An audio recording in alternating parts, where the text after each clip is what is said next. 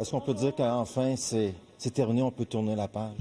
Oui, vraiment. On peut dire qu'on peut tourner la page. La mère de Marie-Chantal Desjardins peut aujourd'hui entrevoir un semblant de paix. 30 ans après le meurtre de sa fille, le responsable paie finalement pour ce crime sordide.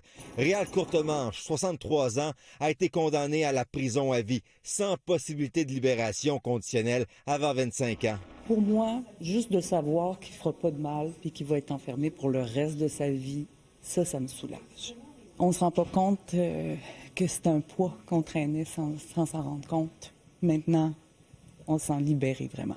Marie-Chantal n'avait que 10 ans lorsqu'elle a été enlevée à Rosemère en 1994. Son corps avait été retrouvé 4 jours plus tard, dissimulé sous une souche d'arbre. L'enquête a révélé une agression d'une violence inouïe. La fillette avait subi de multiples blessures et une strangulation. Je ne sais pas comment est-ce qu'elle a pu vivre comme ça, mais quand on considère la maladie mentale, on peut pas...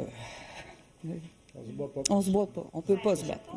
Réal Courtemanche, déjà reconnu délinquant dangereux, a finalement été rattrapé par la science. Son arrestation en décembre 2023 découle d'une percée majeure en analyse ADN. Il a admis avoir tué la fillette sans toutefois plaider coupable. En salle d'audience, l'homme s'est levé à la demande de la juge. Froid, distant, il n'a offert aucune parole d'excuse. « Je n'ai rien à dire », a-t-il simplement lancé avant de fixer la juge impassible. Accusé, là, il n'y a pas de remords. Il semble pas. Comment vous prenez ça? Ça y appartient. Le tribunal a rappelé les nombreux facteurs aggravants, la vulnérabilité de la victime, la brutalité du geste, l'absence totale de remords et le lourd passé criminel de Courtemanche. Plus de 80 infractions à son actif.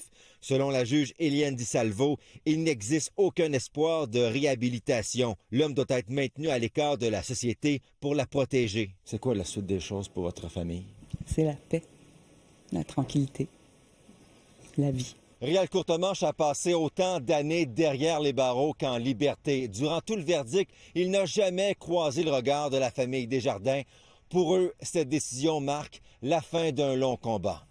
Kevin Krunk-Desmarais, TVA Nouvelles, Saint-Jérôme.